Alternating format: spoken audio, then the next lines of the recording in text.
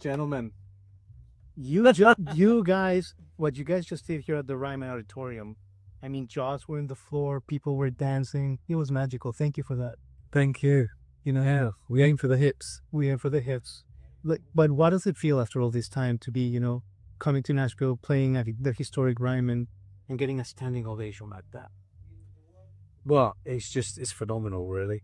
I mean, we didn't really, we obviously know about the venue and its history. And for us, we didn't know. Yeah. But now we know about the building and we know about its history and we know about the iconic people who played here. For us to be part of that and to do what we did tonight for those people, that's the dream. It was a special event. Yeah. Yeah. That's living the dream, because we started back in the 70s as kids. Sure. Rehearsing together and just having a dream to one day do that. But you knew it was a dream and it might not come true. So to still be doing this and doing it and together, it's like, all those rehearsal rooms that we just stood in and trying to play, learn, and just come up with stuff. And, one day we're going to be on telly, we're going to do this. And then suddenly your music takes you abroad. And I never thought I'd go to America, did you? I was just dreaming. My dad wanted to go to New York to hear jazz, and he never did that because that generation had less opportunities. But where we've got fantastic opportunities in our generation, but even so, there's lots of people that didn't really, and so the next generation will get even more opportunities. Yeah, I mean, one of the things that we really like to do is, because we are a live band, No doubt. yeah, and It's all about the playing, isn't it? it's all about the playing, the interaction with the band members. We haven't got a show which is staged. There's no kind of, you got to do this and this number.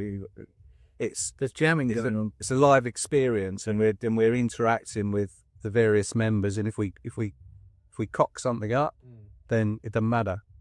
Yeah. It's a lot. I was looking at your physical language with the whole band was pretty cool. Yeah, we're not precious. I mean, we obviously want to get it right, but because we are a live band, that's the essence of the band, really. You have to allow yourself to get it wrong to get it right. Yeah. Yeah, that makes sense. Mistakes is where the magic is as well. Happy accidents. Sure. Especially in the studio as well. That's how it happens. A series of happy accidents. Yeah, absolutely. Yeah. And, the way you guys were playing tonight, it's opening night of a tour, but you guys were in mid-tour shape. I mean, I've never seen anything like it. Really, you see, the biggest bands, there's like Sloppy and Opening Eye, with all due respect, the biggest names. And you guys came in blazing. And I was thinking, like, it's like you guys are like, is this what you guys just have to be together? Like, there's obviously a magic sauce. Well, there's a long time we've been playing together. Yeah. But we actually played with these guys last year. So, and we gelled. There's something a bit's really special. I was going to say a bit, but that'd been English about it. It's very special, and there's a kind of sort of Magnificent Seven feel about it. It's just, wasn't it? There, it's just like, we've been talking about it all year since, and kind of going, can't wait to get back there and play again. Yeah. When you guys started in the 70s, because you hear bands now like Vampire Weekend or the 1975, and they say they're influenced by you guys, and your elements are in them. Did you guys realize when you were jamming as kids that you were creating like a special sauce that no one had ever made? Because that's what you guys are. At one point we did. Because at one point we never said if we make it. We always said when. There was no doubt. There was at one certain point where we started coming up with really good songs and thinking, hang on a minute, this is very different from anything. This is very special. I personally, We used to joke around with crowd trouble. Crowd pulling his E, which is what you guys were doing. Not much has changed. Yeah, it was kind of visualization. We didn't know it was visualization we were doing, but we were doing visualization and having a vision and wanting to be, because it's normally just things like something like this, and then you do it, and you're doing it. It's like it's happening at real time, isn't it?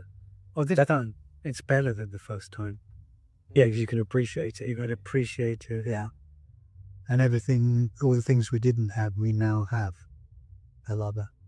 a lot, such as management, for example, really good management. That's one thing that we didn't have. Yeah, I mean, we didn't know what we were doing at all, did we? I'm glad you bring your manager, and thank you guys. You guys have a lot going on. Just a couple more questions. One of your longtime champion manager, unfortunately, he passed. Yeah, he loved me, Melvin. Yeah, rest in peace. Great guy. Can you tell us a little bit about like what you carried from his memory to the stage here today and in this tour? Yeah, without getting emotional, Yeah. it was quite tough because we, came off the tour and went straight to his funeral, which was hard. But he opened the door again for us. He saw the potential in what we still had to offer. Yeah. He believed in us, didn't he? Yeah, and so he kind of gave us these opportunities. Well, we'll go to America.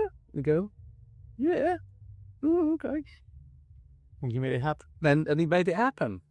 And it was such a, and we just feel, that's done it. We just feel indebted to you, voice. Look, oh.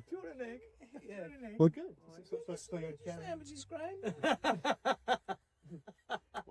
There we go. We're not emotional. Well, you're sorry with it, yeah. No. Known each other a long time. So we're carrying, his memory by honoring him on stage. Yeah, I mean, it's almost kind of like, I don't know. I mean, we don't know and everything, but he, when he phoned up and said, I'm from Wet Legs Management, which was a surprise. Like, what if Wet Legs want to manage Haircut 100? That's bonkers. Hold on a minute. BBC want us to come in a piano room and stuff. Why is this all this love and interest for the band? Because we hadn't been around for 40 odd years, but it seemed to be genuine that it had built up over a period of time, and I think Melvin was one of those. And I think he just said, it's him and Martin Hall, who was a manager, said they wanted to do a heritage act like Squeeze. They wanted to manage something that they really loved. Sure. And so it was like, okay, it's Haircut. So when we got the phone call, it was kind of Melvin's thing. Yeah, do you need help? And it was like, do we? We're not going nowhere at all without, because we can't make it without a manager. We didn't in the first place, and we won't again. So it was like, we got the best manager from the loveliest management company, most honest. It was almost like karmic, wasn't it? We felt like, what have we done to deserve this after all these years? Because we had all the robbers in the early days and all the crooks, and met the kind of accountants that was just snaky and there's no money and it was all just a mess. Sure. And here was this gleaming, lovely man, with a fantastic, when I heard it was like Martin Hall, it was a management, it was like, of course Melvin would work with Martin Hall. And it's like, they want to manage us, that we didn't even ask them. It was just like, us just falling into our lap in a beautiful, comic way. It was just like, I said it before, it's like the universe said, we'll organise every A. All you have to do is turn up. yes, all you have to do is stay alive. Yeah, there you go. Yeah. Turn on. I mean, seeing you guys, that's what I was thinking. You guys were meant to do this. So let me leave you guys with this. The classics, like Love Plus One or those songs. You guys are playing them with a gusto, like they just came yesterday. I do. Is it like riding like a bike, or is it like, what's the trick? Because that was authentic joy there. I think it's being a real band, isn't it? Yeah, there's the natural connection. We know that as soon as we start playing that song, and you kind of close your eyes and listen to what the band members are, what the musicians are playing. And you're just in the song. Yeah, you're in the song, and out it comes. Yeah, it's also seeing what those songs mean to other people.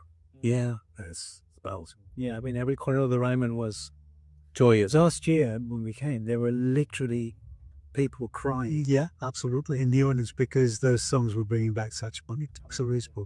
And afterwards, at the meet and greets, the stories they were telling us. My brother went to the army and didn't come back. He listened to that album. And I was very ill. Like Stropine, this album saw me through a shot. Yeah, this was a life raft during my wife leaving kind of thing. I saw one couple, there was a guy and his wife standing in front of him. He had his arms around her and we started playing like +1, and she just burst into tears. Wow. I was like, what? And then we did. Yeah, you kept losing it. I was thinking, well, no, I just said to you, whole tour we I went. don't want another tour. I do not want another tour. Let's not be on this The one. whole tour we were crying because it was just like, oh, this is. But that didn't happen the first time around, did it? When we were younger, No, no. when we were playing pop hits. Yeah. Now we're playing the pop hits, but it's almost as if they're finding their. Yeah, we love and respect the songs, don't we? But like, and there's good people that listen to it. They are the soundtrack to other people. Absolutely, and many generations too, and all that. Well, guys, you guys have said it all. It was an honor today to with this. There was magic at the Ryman, and you know, you guys are incredible people, incredible musicians. Thank you so much. Thank you for tuning in. Click here to subscribe and get the latest from the show, including exclusive behind-the-scenes footage and once-in-a-lifetime performances. And as always, thank you for making J-Rock Concerts Media part of your day.